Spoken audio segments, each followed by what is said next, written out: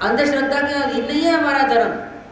हमारा धर्म जो है ना वो पत्थर के ऊपर लकीर की तरह है, आजमाइश करके देखो, आजमाना पड़ता है। उसको अगर नमस्कार कर रहे हैं तो हम अपने आप को फंसा रहे हैं। कहाँ है हमारे वो पिताजी और माताजी वो फोटो में? सालगिरह करनी है, रोटी खिलानी है। अरे सालगिरह करनी है, रोटी खिलाई तो वो तुम्हारे माताजी पिताजी तो किसी कर्म यूनियन में चले भी जा चुके हैं। और तो और क्या, वो कौए को इंतजार करते हैं, कौआ है वो ग्राई खाए, मतलब हमारे पिताजी खुश हो जाएंगे, उनका पेट भर जाएगा, मतलब तुम्हारे पिताजी कौआ बन गए हैं क्या? कितनी हीन दृष्टि है। उसके खाने से वो तृप्त हो जाते हैं क्या? कौआ क्या भगवान है, कोई देवता है क्या? वो किसी नरक योनि की वजह से उसने वो कौए की योनि स्वीकार की हुई है।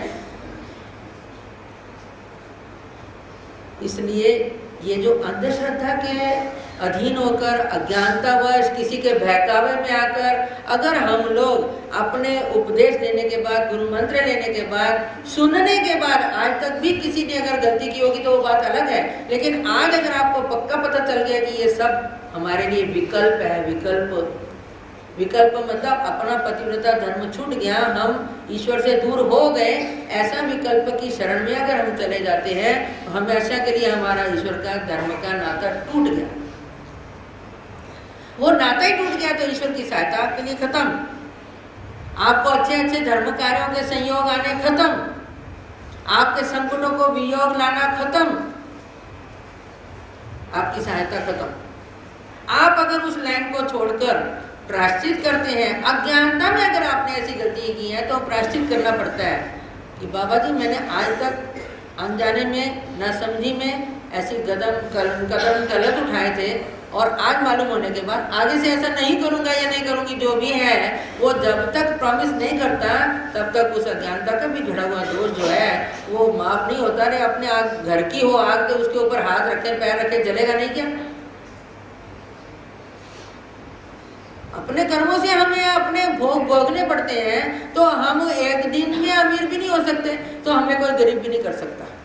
हमारे कर्म होंगे वैसे ही भोगना है। तो कर्मों के लिए हमने भक्ति करनी नहीं है, कर्मों से छूटने के लिए भक्ति करनी है। छूटने के लिए कि हम जन्म मरण से कर्मों के छूटे, तब वो भक्ति तुम्हारी फलदायी ठहरती है, वो बढ़ती है, यशस्वी होती है, परमेश्वर प्रसन्न हो जाते हैं और आपके कई कर्म माफ कर देते हैं। जैसे अभी आप लोग आए हुए हैं मंदिर में, कितना अपना संसार का टाइम निकाल के आए हैं। कोई मेट्रो से आया होगा, कोई बस से, कोई रिक्शा से, कोई ऑटो रिक्शा से, कोई गाड़ी से, कोई नज़दीक होगा तो पैदल से। आते हुए आपके बहुत सारे कर्म नाश हो चुके हैं। आप बड़ी तत्परता से लाइन में बैठ गए हैं और बड़े कष्ट सहन करके, कईयों को घुटने कमर की दर्द है, मुंडी की दर्द है, वो बैठा हुआ है, तकलीफ सहन कर रहे हैं, आपके कर्म नाश हो रहे हैं, आपको पता नहीं है।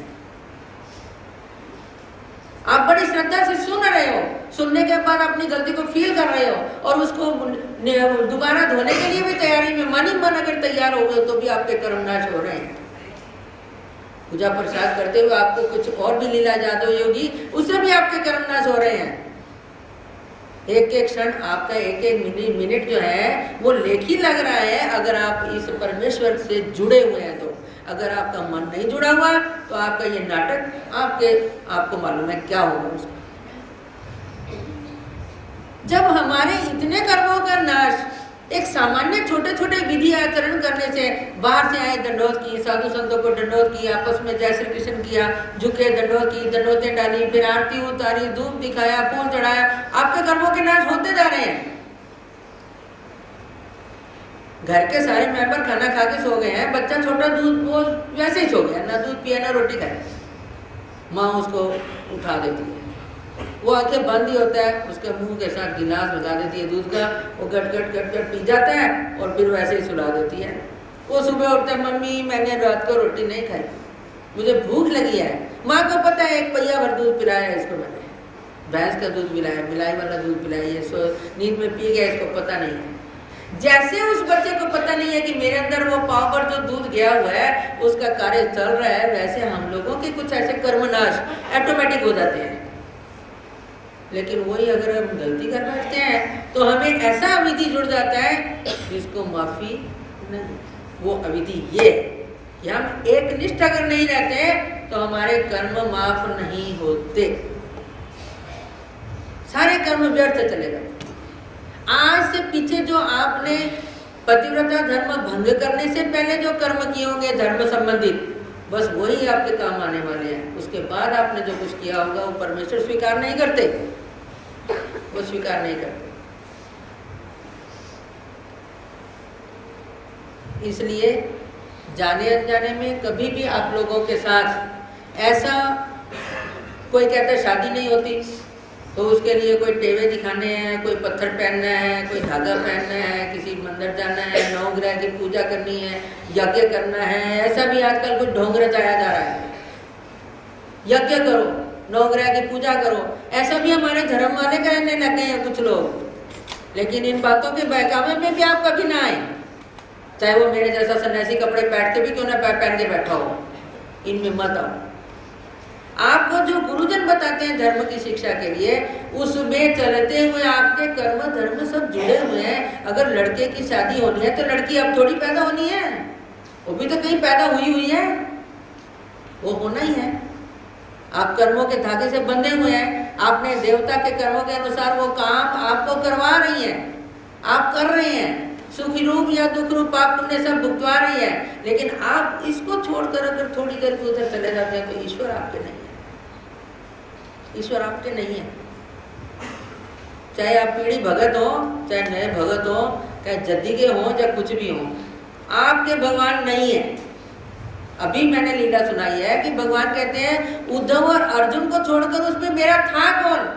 56 करोड़ यादव मेरे रिश्तेदार थे तो क्या हो गया, एक दो नहीं है, एक दो हजार नहीं है, लाख नहीं है, करोड़ों में है।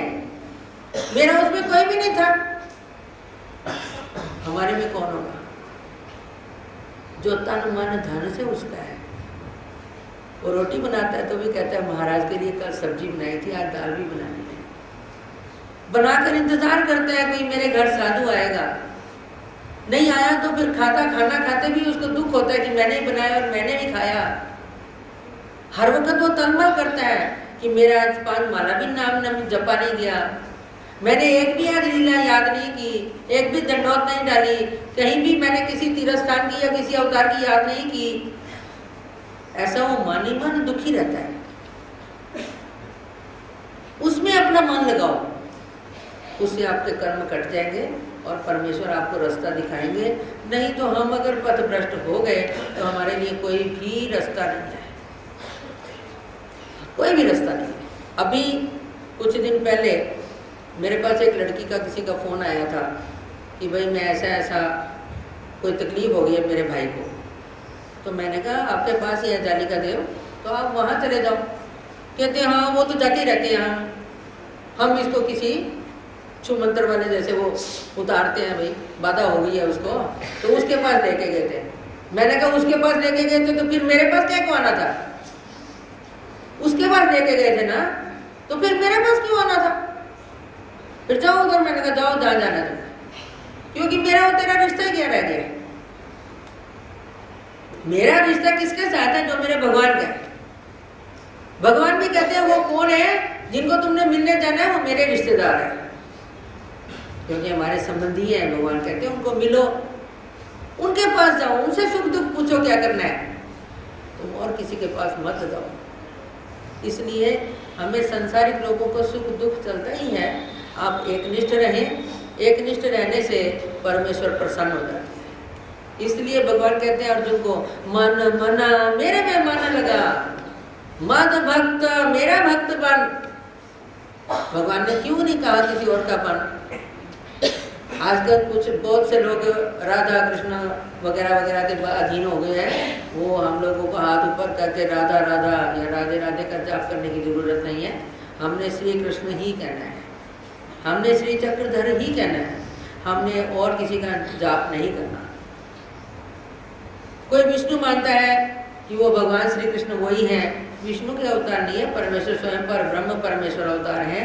ये भगवान ने खुद ही भगवत गीता में सबूत करके दिए हैं कि मैं कौन हूँ। अपना परिचय देते हुए भगवान ने कहा मेरे अधीन ये सारी सृष्टि है। अगर विष्णु का अवतार होगा तो देवता के अधीन हो गया ना वो तो। ऊपर वाली देवता नीचे वाली देवता को कह दिया अवतार ले लो, या देवता खुद अवतार ले लेती है। परमेश्वर वैसा नहीं है। और देवताओं के काम आपको सुख और दुख भुगतवाने के हैं। परमेश्वर के धर्म में आपके सुख और दुख रूप, पाप रूप, पुण्य रूप कर्मों को काटने के हैं। आप कहेंगे पुण्य क्यों काट दें? अरे हम एक पुण्य का जन्म भोग रहे हैं, इसमें तो हमें ना कि 9 आ गया, 7.5 की तरह बुरा हाल हो गया है, तो अनेक जन्म ऐसा हमारे बैलेंस पड़ा है, उसको काटेंगे कब? इसलिए परमेश्वर हमारे अच्छे और बुरे दोनों तरफ का ख्याल रखते हुए हमारे किसी भी धर्मरूप कार्य से हमारे बहुत से कर्म कट जाते हैं। जैसे आप लोग मिलते हैं, खुशी होती है, बाबा जी मिलते हैं, खुशी होती है, मैं आपको मिलती हूँ, खुशी होती है। खुशी से हमें पाप पुण्य रक्त कर्म कट जाते हैं। हम वियोग का दुख करते हैं, कब मिलेंगे, अब कब सुनेंगे, अब कब मंदिर आएंगे, ऐसा अगर करते हैं तो हमें रोना आता है। रोना आने से पाप रूप कर्म कट जाते हैं। इसलिए हमने पाप और पुण्य दोनों का ही ख्याल करते हुए जो भी धर्मरूप विधियां हैं उसको आजमाएंगे तो हमारे अपने आप ही कर्म कट जाएंगे। वरना आप परमेश्वर को छोड़कर किसी और के दरवाजे पर जाओ, ये भगवान को सहन नहीं होता। तो हमें कोई भी सहायता नहीं होगी, विघ्न दूर नहीं होंगे, संकट दूर नहीं होंगे, आने वाले संकटों को भी भगवान रोकेंगे नहीं। लेकिन अगर हम एकनिष्ठ रहते हैं तो कदम कदम पर हमें सहायता मिलती है। ये सब लोगों ने ध्यान में रखना है। और वो ही बातें अपने घर में बच्चों को भी सिखाओ, बच्चों के अंदर भी वही डालो। वो बचपन से ही आप उनको ऐसी लीलाएं सुनाओ जिससे वो धर्म में दृढ़ हो जाए। मम्मी उसको अपने पास ही रखती है कि मेरे बिना नहीं रह सकता।